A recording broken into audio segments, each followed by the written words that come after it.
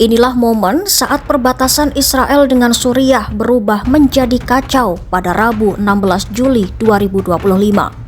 Kekacauan itu terjadi setelah ribuan warga Druze dari kedua sisi menerobos garis perbatasan menyusul meningkatnya kekerasan mematikan di wilayah selatan Suriah yang mayoritas dihuni komunitas Druze.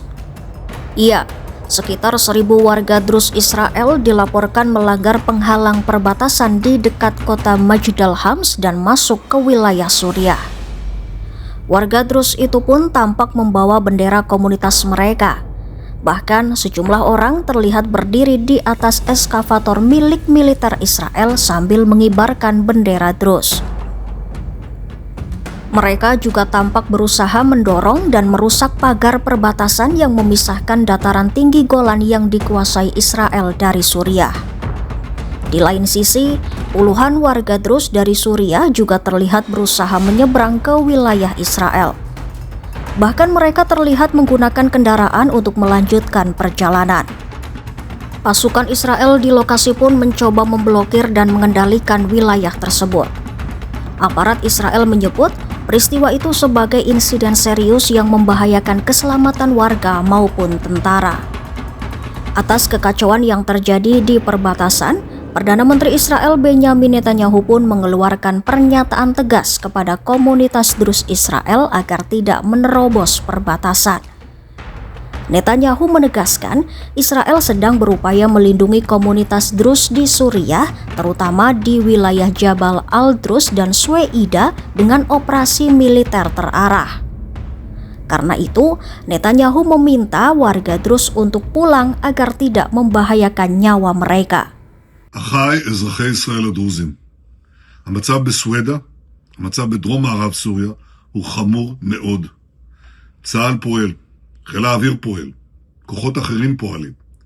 אנחנו פועלים כדי להציל את אחינו הדרוזים וכדי לחסל את כנופיות המשטר. ועכשיו יש לי בקשה אחת מכם. אתם אזרחי ישראל, אל תעברו את הגבול. אתם מסכנים את חייכם, אתם יכולים להירצח, אתם יכולים להיחטף, ואתם פוגעים במאמצים של צה"ל. ולכן אני מבקש מכם, חזרו לבתיכם, תנו לצה"ל לפעול. Sementara itu, di tengah kekacauan di perbatasan, Kepala Staf IDF Letnan Jenderal Eyal Zamir memerintahkan militer untuk lebih meningkatkan pengawasan dan kemampuan ofensif di daerah tersebut.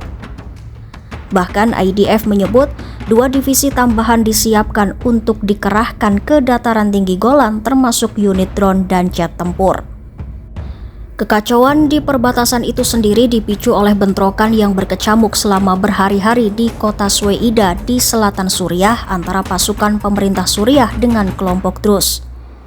Melihat situasi tersebut, Israel mulai melancarkan serangkaian serangan udara yang menargetkan pasukan dan konvoi militer Suriah. Bahkan sebagai bentuk tekanan kepada rezim Suriah, militer Israel pun melancarkan serangan udara ke Damaskus, menargetkan markas besar militer dan infrastruktur pertahanan di dekat istana kepresidenan Suriah.